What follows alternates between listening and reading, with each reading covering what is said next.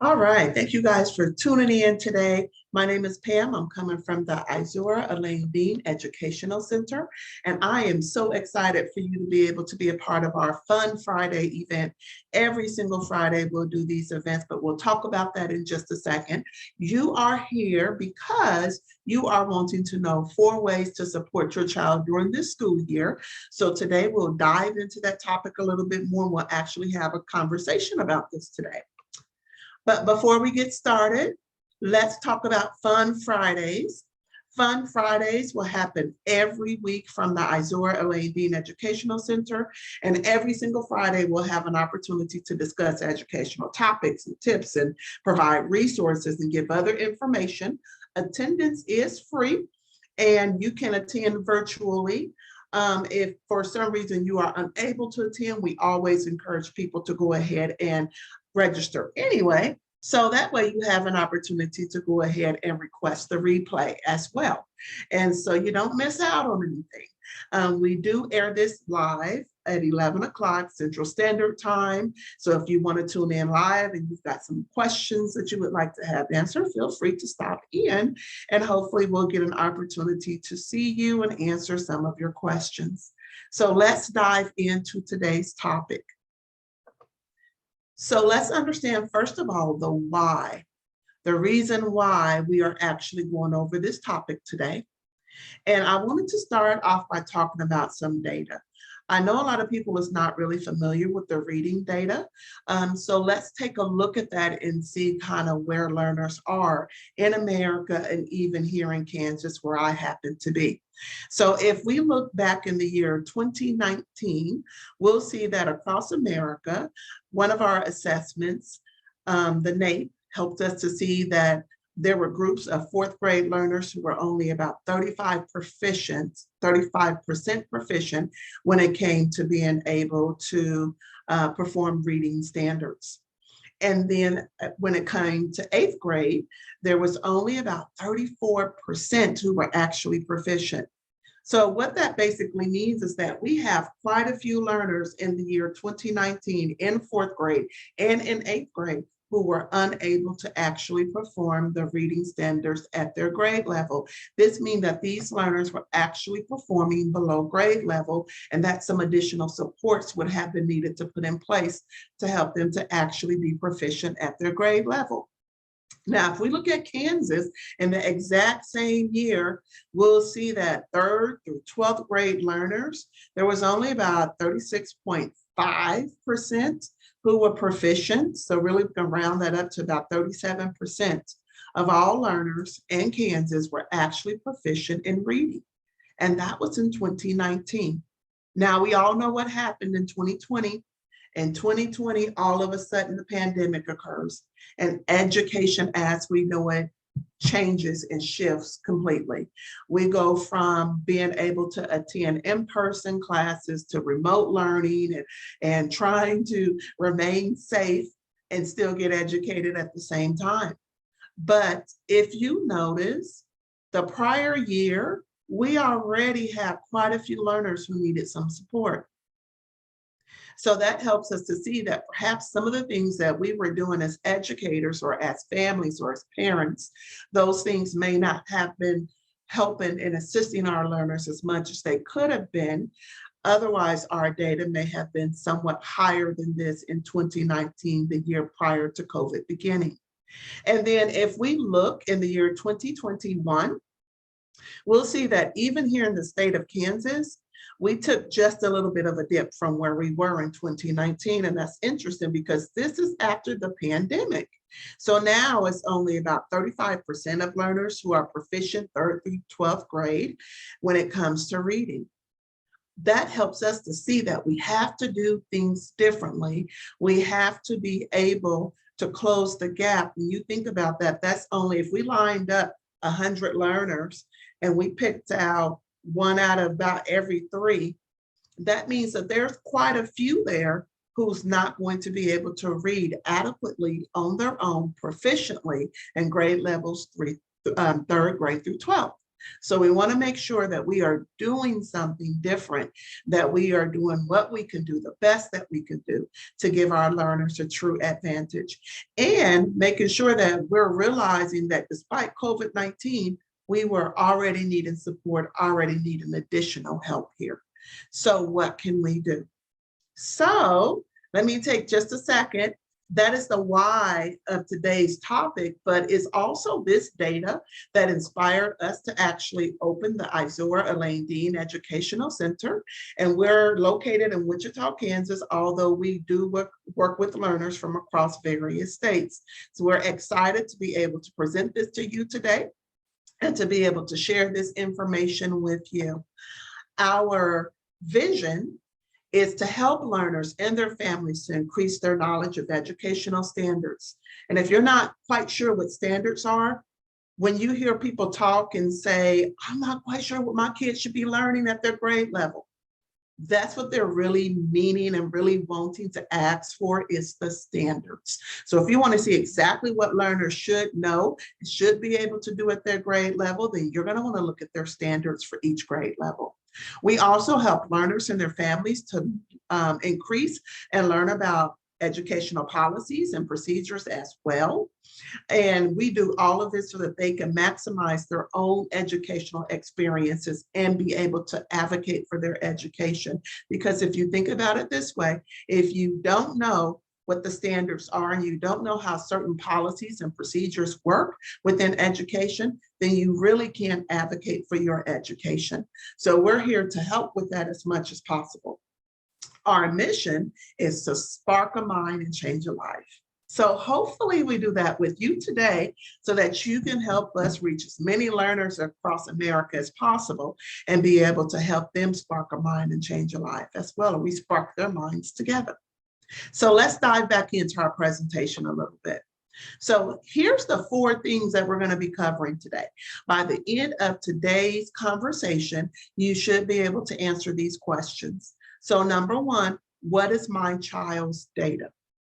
So we talked about and we looked at the data for America in 2019, and we looked at it for Kansas in 2019 and 2021. But now, what is your child's data? Because that's what we're going to be thinking about as educators and your child's teachers. They'll be looking at your child's data all year long. So we want to know as parents and families what it is as well so that we can support as much as possible.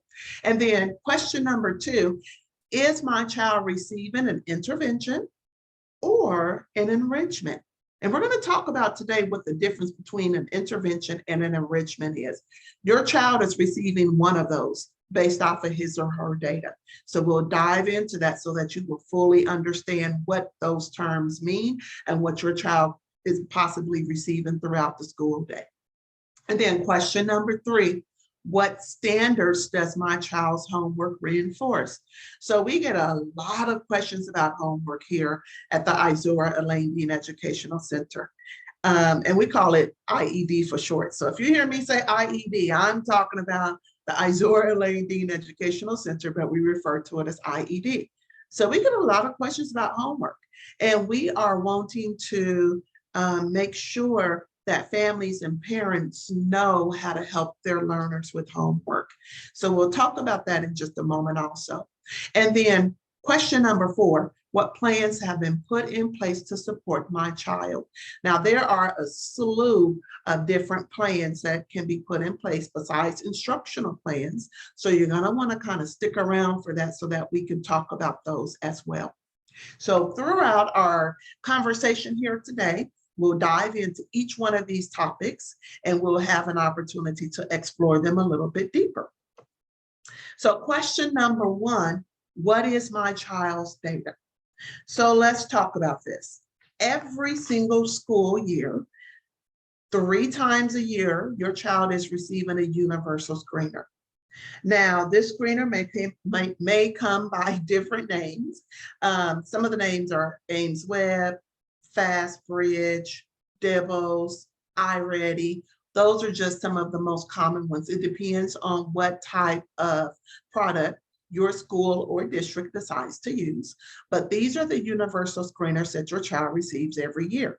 And the purpose of the universal screener is to see where your child is and to be able to pinpoint their data. So their data comes from this universal screener.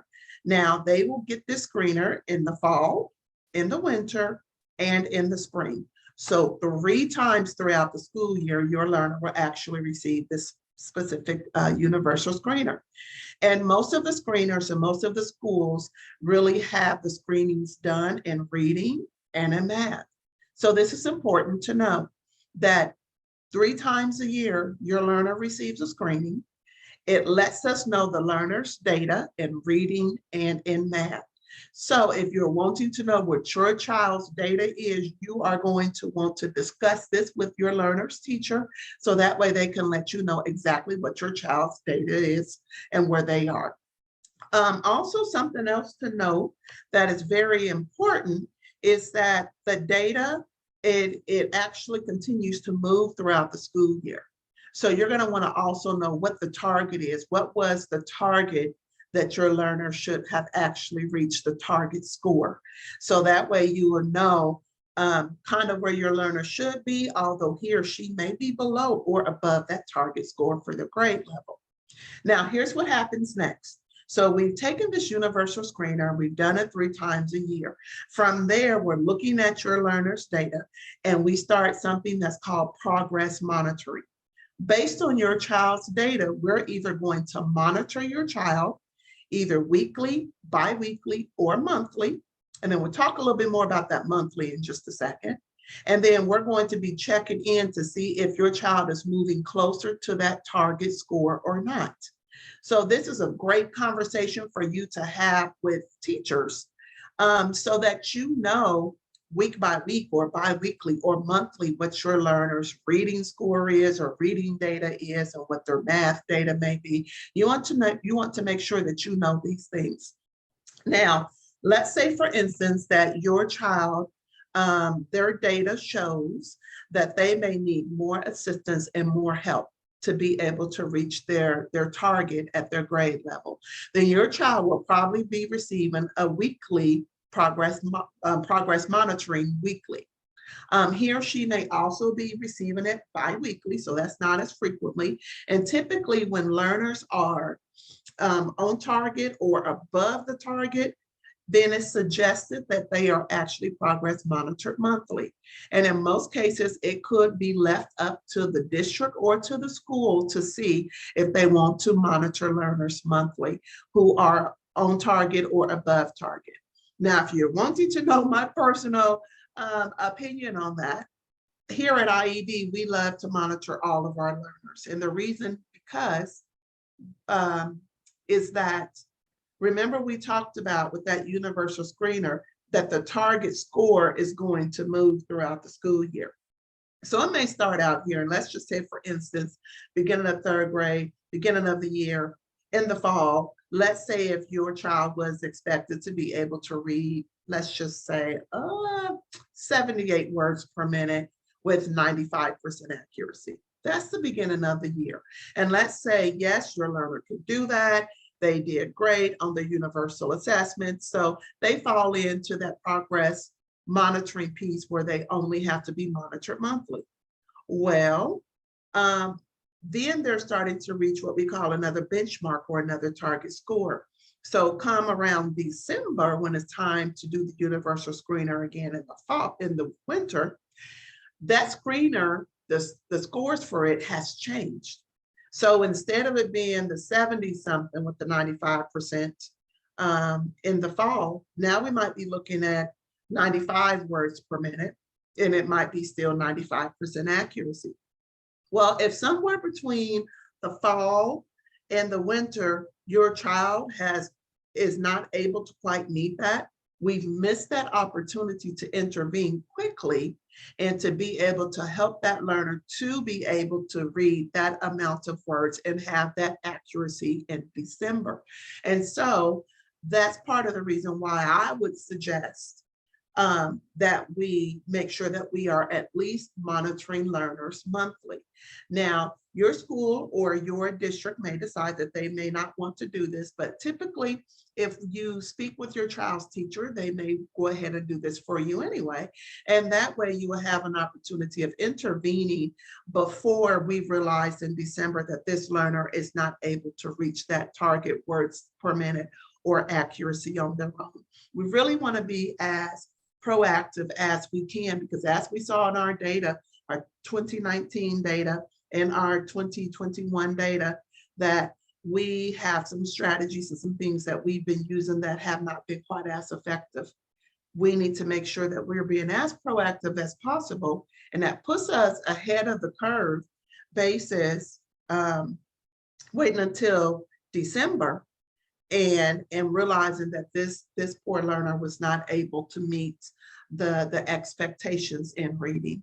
And so that is part of the reason why I would typically recommend that we progress monitor learners monthly, or that we at least ask for that to be done monthly. So you're going to want to check with your learner's teacher to see what your learner's data was.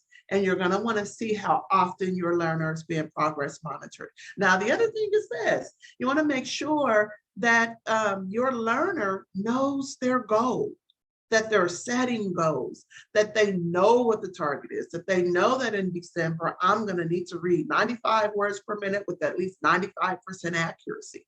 You're going to want them to know this. And you're going to want them to know this, first of all, because we want to ensure their success. Because for real, you cannot reach a goal if you do not realize that there is a goal. So you cannot reach a goal if you do not realize that there is a goal. And there are so many times when learners are like, oh, I didn't even know I was reading. I was supposed to be reading that like that. So we want to make sure that learners know how many words per minute they're reading, that they know what percentage of accuracy they should be reading at, that they're able to meet those goals because we've helped them to reach them. And then we want to make sure that they get opportunities to celebrate their growth. How do they celebrate when they reach their goals? And even if they don't reach it all the way, how do they celebrate just the fact that they've had some growth, period? You know, that's also something to keep in mind. So that's something that you may also want to speak with your child's teacher about. Let's make sure that we are goal setting, and let's make sure that we're celebrating the growth. Okay, so we talked about the data. We talked about how there's a universal screener, and it's given 3 times out the year. And based on that, progress monitoring starts to occur. And now something else happens based off of your child's data. And this is what happens. So depending upon your child's data from the universal screening, and then later supported by progress monitoring, he or she will receive either a reading intervention or reading enrichment. So you may see on your child's progress report something that says tier reading or reading tier, or it might just say reading intervention or reading enrichment. That means that based off of your learner's data, he or she is actually receiving an intervention or an enrichment that helps them to be able to meet the grade level expectations so that they can be successful in either reading or in math. So we're going to dive into this a little bit more, but just know that the intervention or enrichment is based off of your child's data. An intervention is given when a learner may be performing or is performing below grade level. So if the data comes back, and let's say beginning of the year, your learner was given the universal screener, and that fall it was determined that, okay, the expectation is that the learner should be able to read 75 words per minute with 95% accuracy. Let's say if your learner was only reading 45 words per minute and their accuracy was like 60%. This automatically helps us to see that this learner is performing below grade level when it comes to reading. So automatically he or she qualifies for an intervention. So that means that we're going to intervene in some type of way to help this learner to meet the grade level target. And that intervention could occur in either reading or in math. So we keep using reading as an example, but math could look the same way. Perhaps they had so many addition problems that they needed to complete, and perhaps they did not complete them, or perhaps some of the math standards that were there, they weren't able to hit, and so they would qualify for math intervention as well. So anytime that a learner is performing below grade level, he or she is given an intervention. Now, an enrichment, on the other hand, is also based off of the learner's data, and typically a learner is performing at or above grade level, and he or she can have a reading enrichment or a math enrichment. So let's dive into this a little bit deeper. And here's the reason why I want to dive into this deeper. If you remember the data, even for Kansas, in the year 2021, we had about 35% of learners who were proficient 3rd through 12th grade at their grade level. So that means those friends, no doubt, probably received some type of enrichment. But what that also means is that we have about 65% of learners across Kansas from that school year who needed an intervention. So let's dive into interventions a little bit more. So if you take a look at the screen, you're going to see the dominoes. So I want you just to imagine that you've got all these dominoes, you've got this table, you're setting up this whole thing, you've got your dominoes stacked perfectly right next to each other, and you're having fun with your dominoes, you're creating a whole trail and everything else, and somebody comes and bumps the table, and what do? You automatically stick your hand out there because you want to protect all the rest of these dominoes, as many of them as you can, from possibly falling. This is what teachers and educators do every single day when it comes to intervention.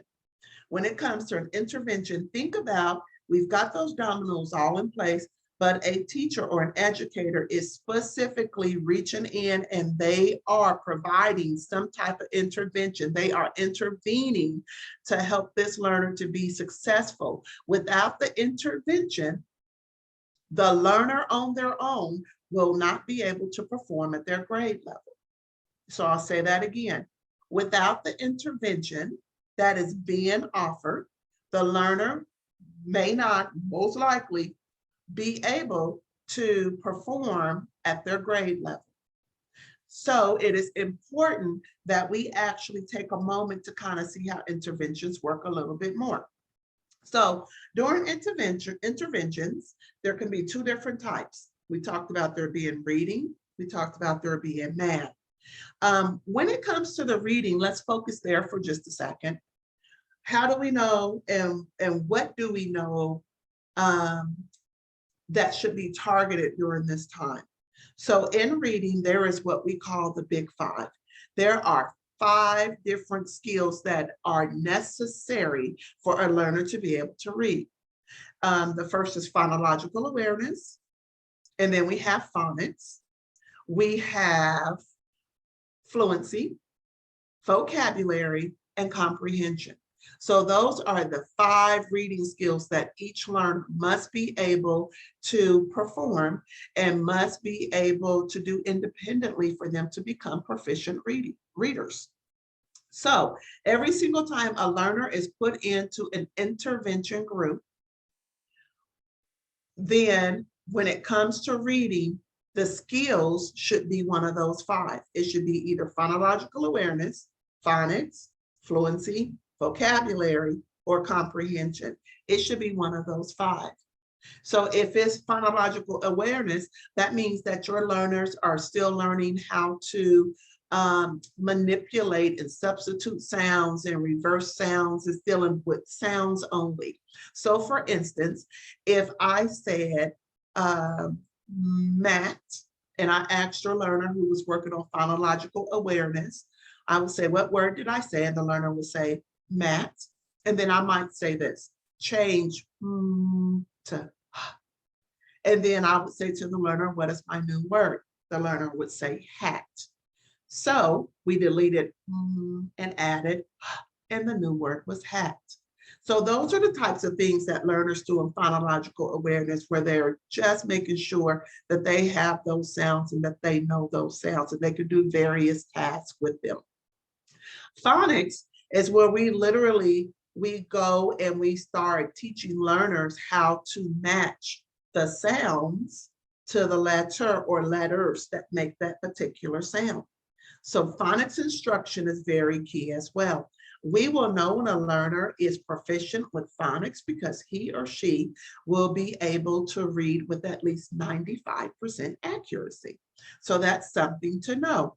And then once a learner is able to do that, then we're starting to focus on fluency next.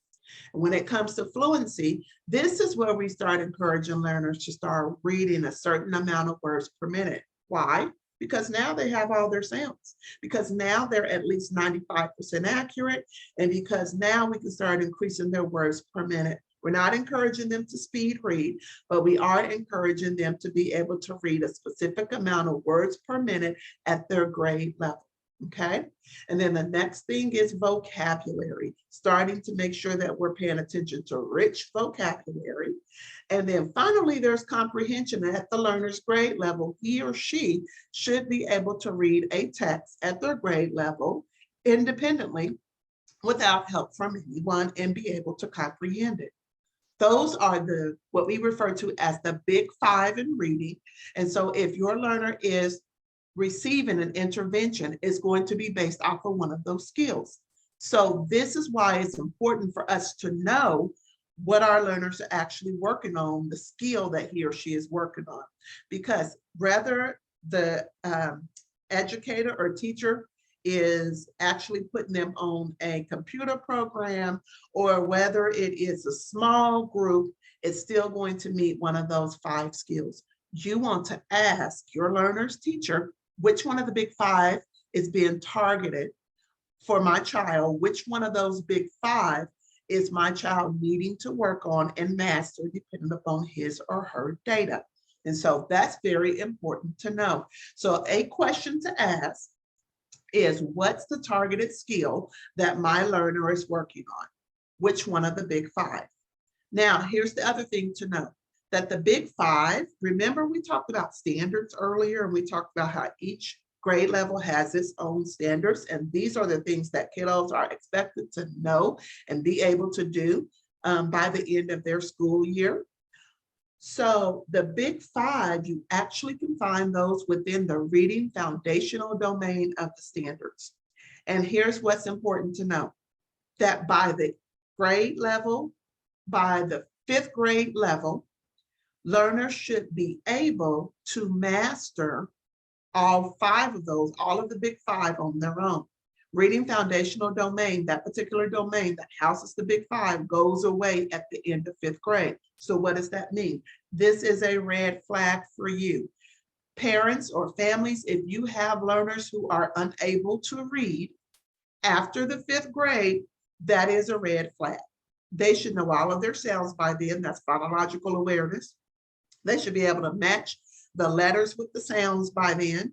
That's phonics. They should be accurate within their reading. That's also phonics. They should be able to read a set amount of words per grade level per minute for their grade level. That's fluency. They should have rich vocabulary, and they should be able to comprehend a text at their grade level on their own without you saying, hey, what does that say? No, read that word again, or you giving them the majority of the words to read. This is a red flag. If you have a learner who is unable to read after the grade level of 5th grade, then this is a red flag for you, okay? So be looking to see exactly where your learner is, and if she or he is able to read past that 5th grade level, but they should have all five of those skills, all of the big five by that time. Okay, so let's dive into math, because we talked about that an intervention could also occur at math.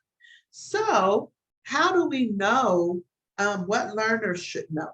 And again, this is all tied in with the standards. So if we think about the math fluency standards, each grade level has their own fluency standards.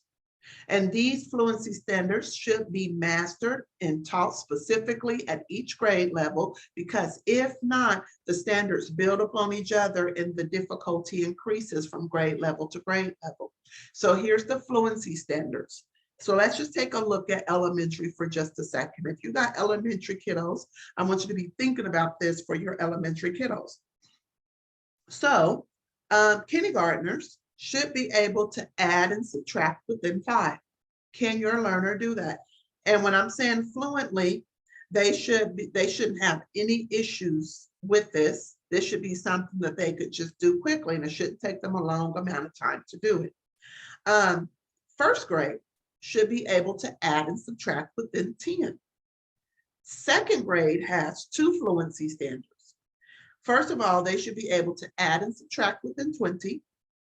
And they should be able to do this with what we're calling mental math.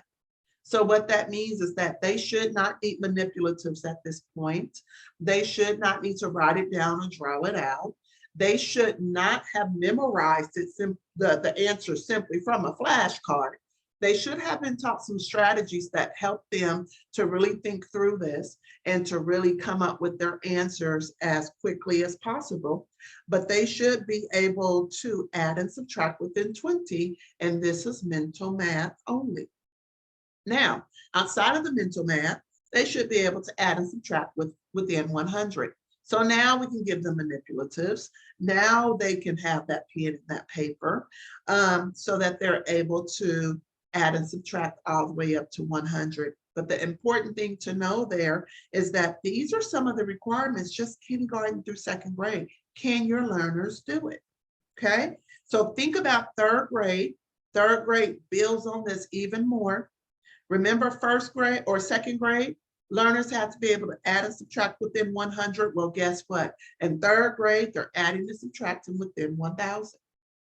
And they should be able to do it because really by the end of second grade, there is an additional standard there. It's not a fluency standard though, but it starts exposing learners to being able to do that and work with numbers up through 1,000 by the end of second grade. So we want to make sure that our learners can do that. Now, it's so important that they're understanding addition and subtraction. However, in third grade, they are learning to multiply and divide. And the multiplication piece is somewhat introduced at the end of second grade, but here's the third grade fluency standard, is that they should be able to multiply and divide within 100. And if it's a single digit multiplication equation, like 9 times 8, they should actually know that one mentally and be able to tell us that answer. And when I say mentally, this is not having kids memorize the facts and the answers with flashcards. They still learn all these rich strategies like how to use an array or tape diagram or number bond, all of those. But by this point, they should be able to do it mentally up here and basically just tell us the answer. So that's interesting. Fourth grade, learners are adding and subtracting within 1 million. So remember, third grade was them adding and subtracting within 1,000. Fourth grade, it jumps up to 1 million.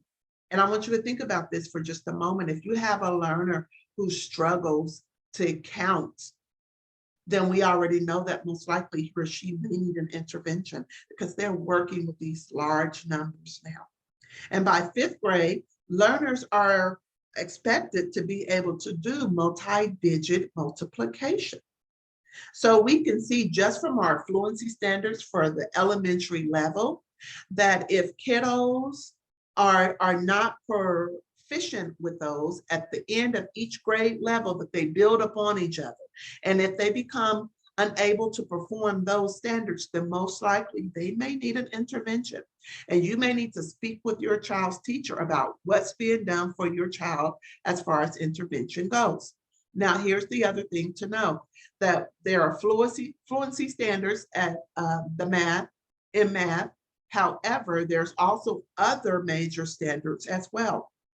They may need an intervention on any of these other standards as well. So this is part of the reason why we want to know specifically, where's our learners at? Is he or she receiving an intervention? If it's a reading intervention, it should be based on the Big Five. And we should be able to ask our teachers specifically which skill is being targeted. How might I be able to support that?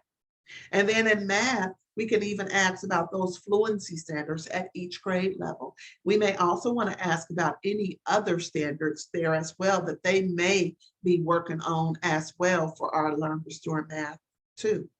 So if you are not quite sure and you don't have a copy of the fluency standards or the reading standards that we discussed, specifically that reading foundational domain, which houses the big five, or the major math standards, then stay tuned because I'm going to tell you where you can get a copy of those. So that way you will have those and you'll know specifically what your learner should be working on and is expected to be able to do by the end of their grade level. Okay, so we had an opportunity to talk about interventions. Now, let's shift gears just a little bit more. So based off of your child's data and all of that, we learned that there were some standards that they would need to hit. We know that throughout the school day that they will continue to learn and hit upon those standards and become proficient in them. But what happens when they get homework? Get a lot of questions about that here at the Izor Elaine Dean Educational Center. So let's dive into that for just a second.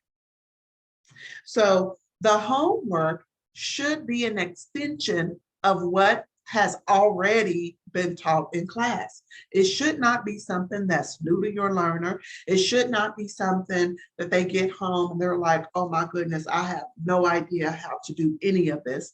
It should be an extension of what has already been taught in class. It should also be something that they can work on independently. Independently.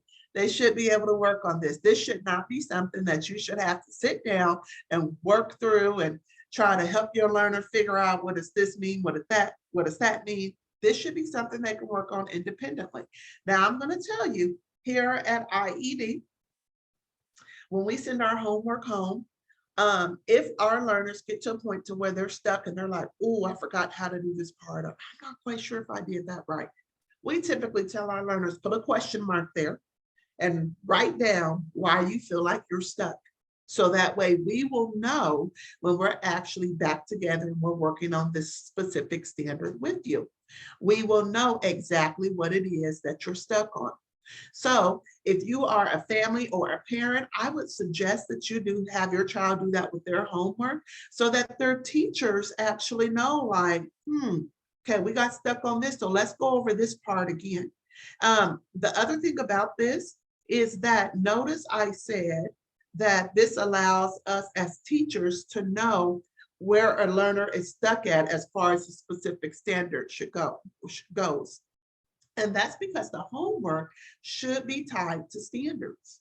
So you're going to want to ask your learner and your child's teacher what standard is being worked on here. And there's a difference between the two. Between homework that's tied to standard and homework that we're not quite sure what the standard is. Let me give you an example. So let's say, for instance, if I sent home something and it said, please have your child read for 20 minutes. We see those a lot, right? Have your child read for 20 minutes. So it may be safe to assume that on that particular piece of homework that perhaps the teacher has your child working on a standard for reading fluency. Okay. Now, what if I sent home a different passage for your child to read and it had a different standard to it? Perhaps this standard said, read the passage and make an inference. Well, that's completely different than reading for fluency. When I am expected to make an inference, then I have to think about what the author explicitly says and really what he does not explicitly say within the text. And I have to think about what I already know on my schema. So I have to couple, to make an inference correctly, I have to think about what I already know, which is my schema, okay? And then I have to think about what clues I see in the text. And then based off of those, I have to make some type of inference because the author may not have told me that the bike was blue, but he may have said that it wasn't, that that the character in the text had three colors to choose from, red, yellow, and blue, and that he or she did not choose yellow or red, then I would have to make that inference knowing that, oh, blue is the only one left over. So there's a complete difference between needing to make an inference and simply just reading for 20 minutes. Make sure you know what the standard is that is tied to your learner's homework.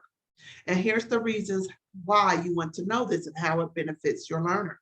So it definitely helps you support your learner, because when you pick them up from school now and you see them and you say, hey, how was your day? What did you learn today? They can't get in a car and say, oh, nothing. They're going to get in a car and you're going to be like, hey, you learned some more about inferencing today? Do you got some more homework that requires you to make an inference?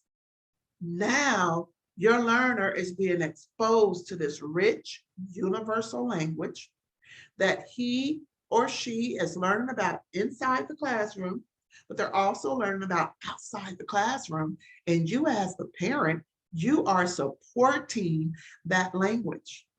You are helping them to approach their homework differently. No more are we just going to take out the passage and just read it without too much of a purpose to it. Now we're digging deeper. We're asking our learners to use more critical thinking skills as educators and as families and as parents, because we're tying it specifically to the standards. Be sure you know what the standard is for your kids' grade level, but not only that, but also for your kids' homework, because you're going to want to make sure that you know how to support them fully. And this is important moving forward, that we have an idea about what is really being taught to our learners as far as their homework and what standard is being reinforced. Now, one more thing about homework that I will mention. Whether your child receives homework or doesn't receive work, or when he or she receives homework, you may want to ask your school or your child's district. Most schools or districts have a homework policy. And within that homework policy, they will let you know specifically if there will be homework, if so, what is it going to look like, how often is it coming, what the expectation is for that homework, how should it be completed and returned. You will want to get to know your child's school's homework policy. So that way you will have an idea as to what the homework policy is for your kid and your learner. So that would be great to know. So check into that and see what the homework policy is. Okay, so we talked about homework. We talked about some important things to know about homework, like specifically asking what standard is being taught here and how do I, as the parent, reinforce it? What language or verbiage should I use with my child while he or she is working on this? Let's make sure we ask those types of questions so that we can help learners as much as possible. Okay, let's dive into question number 4. Okay, so question number 4. What plans have been put in place to support my child? So you'll see that on the screen, so funny, I love this picture. There's so many plans going on here. We got plan A, B, C, D, and E. There's just a slew of plans that we have here. And we want to know if plans have been put in place to support our child. Why? Because we can't fully support our learner if we don't have plans in place that we know about. And most of these plans, they're put in place so that they can close the gaps. Perhaps there was some type of intervention there that was needed, and we may have a plan based around it. Sometimes we have plans that are put in place to enrich learners. We have those plans also. But then also we have other types of instructional plans. We have 504s, we have IEPs, there are behavior plans, there's other plans that just the classroom teacher himself or herself may have put in place. And we want to make sure that we know what these are. More importantly, we want to make sure that the plans, that they're realistic and that they're manageable. If there are plans in place, we want to look and see how they are being tracked. So for instance, we don't want a plan to be put in place at the first of the school year, first week, perhaps even, and then we don't get a chance to look back or hear anything else about that plan until December, until it's the semester break, or even until the next conference time, which may be 9 weeks away. If there's a plan put in place to help our learners, we want to make sure that we know about the plan and we know about the goals that are set within the plans. We also want our learners to be a part of these plans. And so, for instance, we sit in on a lot of IEP.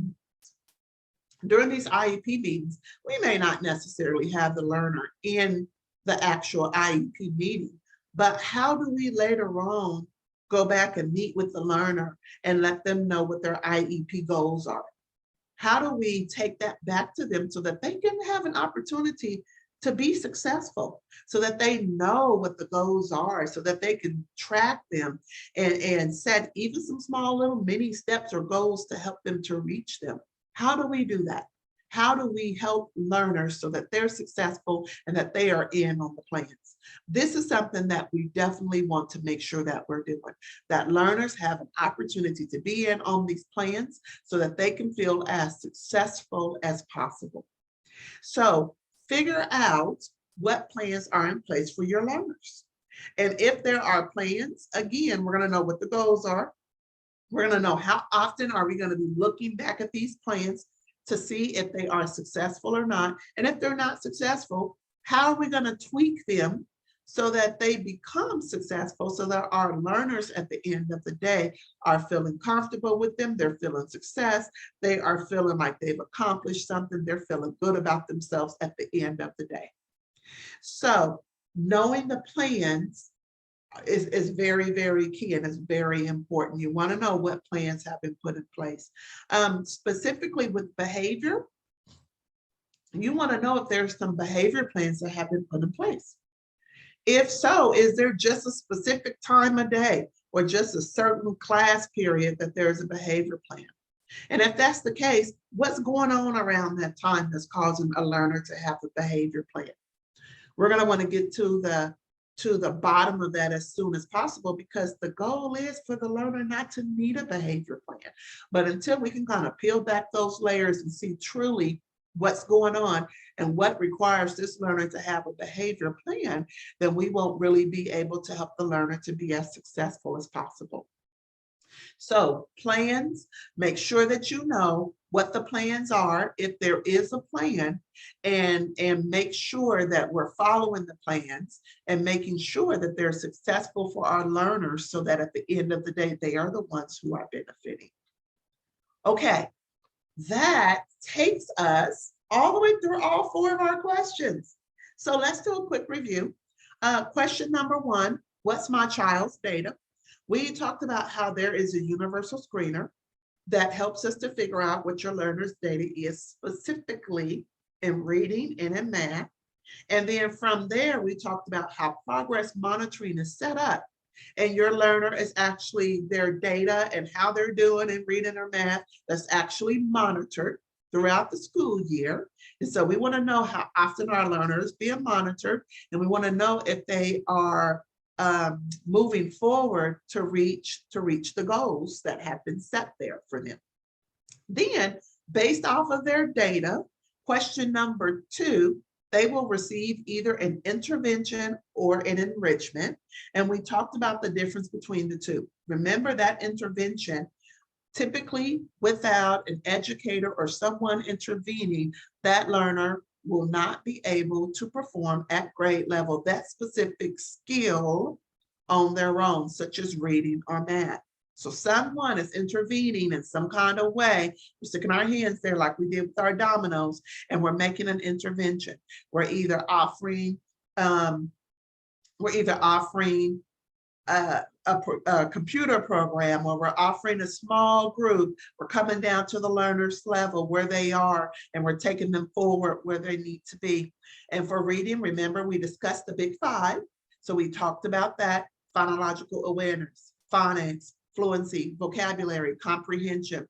If it is reading, we need to know what is the target skill that is being worked on. It's going to be one of those big five. And remember that after 5th grade, if your learner is having some issues with reading, being able to read, then we need to do something as quickly as we can to help them to develop the big five. And in math, we looked at those fluency standards. Remember, there's one at every single grade level. We did not go all the way through. We just looked at elementary. Later on, I'll show you where you can actually look higher up through some of the other grade levels if you need to see what those math fluency standards are. And then enrichment, remember, typically a learner is performing at or above grade level, and we're providing them some type of enrichment with that piece, enriching what they are already doing. Okay, then question number 3, we dove into homework and we realized that homework is tied to standards. What standard is your child's homework tied to? This is the question that you want to make sure that you understand, so that way you can support your child as much as possible. Also, there may be a homework policy that your child's school or district has. You're going to want to familiarize yourself with that homework policy, so make sure you're asking those questions. And then finally, we talked about, for number 4, different types of plans: instructional, IEP, 504, behavior. There's so many different plans that your child might be on or might be a part of, and we may not even know it as parents and families. Make sure you speak with your child's teacher to see what plans have been set up for your learner and how you can fully support those, and not just you, but how we can bring learners into that so that they know what the plans are and they can set those goals. And at every level, everything that we talked about today, whether it's number 1 and we're talking about the child's data, the child should know his or her own data. We want to make sure that's happening. If a child is receiving an intervention or an enrichment, we want to make sure that they know that they know it's an intervention or that it's an enrichment, because it's going to be based off of their data. Number 3, they should know the standards that's being taught within their homework. So let's make sure that the learner is always a part of this. And then number 4, if there are plans put in place, we want learners to know what the plans are. Ultimately, this is their education. We want to empower them as much as possible. So we can't do that as families and parents if we don't know what's going on in these 4 areas ourselves. So we need to know what's going on so that we can help empower our learners as much as possible. Okay, so those were the 4 things that we covered today. I've got some resources for you. So if you go to our website, www.iededucationalcenter.com, you'll find some of these resources. So I know that in education, we are always using a ton of acronyms: 504s, IEPs, MTSS, KSDE, like we have a ton of them. And I know sometimes we get in educator mode and we're so used to using acronyms that we forget to break it down for families and parents, and we apologize. I'm apologizing for all the educators. So for you, there's an acronym document there. If you are wanting to know what the acronyms stand for, the most popular ones, go to our website and download the acronyms document. You'll see it on the home page on our website, and I'll place it. You'll see the Fun Friday section of our website. It'll be right off in that section somewhere is where you'll be able to see it at. So download your copy. It's free there for you. Go get it so that you've got it downloaded, and whenever you meet with your child's teacher and they say a term, you can look real quick and know exactly what it is they're talking about. The other thing is this: we covered those 4 questions today. If I were you, I would take those 4 questions to any conference or meeting that I have with my child's teacher, and I would go ahead and ask those questions so that I can know ahead of time exactly what's happening. There is a checklist there under our Fun Friday section. You'll see this video there, and you will see the checklist attached to it in some kind of way as well. So go ahead and make sure you download the checklist as well. And then finally, we just kind of redid our website, and we're constantly going to be adding new information to it, but each grade level has its own section now. So if you go under your child's grade level, let's say if your child is in ninth grade and you wanted to see the standards for math and for reading, what your learner should be learning this school year. If you go under the ninth grade section of our website, you will see the standards there for you. There's a document that you can download and that you can actually have and use, so that way you'll actually know what the standards are. So go visit the website at www.iededucationalcenter.com so that you can get your resources. Okay, finally, let's take a look at what we're learning for our next 2 Fun Fridays. On September the 2nd, be sure to join us. We're going to be learning about how to help children read. The topic is help. My child cannot read. What should I do? Make sure you join us for that. If you cannot join, request the replay anyway. And for some reason, if you miss out on the replay, we're starting that Fun Friday section on our website also. So that way the episodes will live there as well. And then on Friday, September the 9th, the topic is going to be help. My child writes their letters and numbers backwards. What should I do?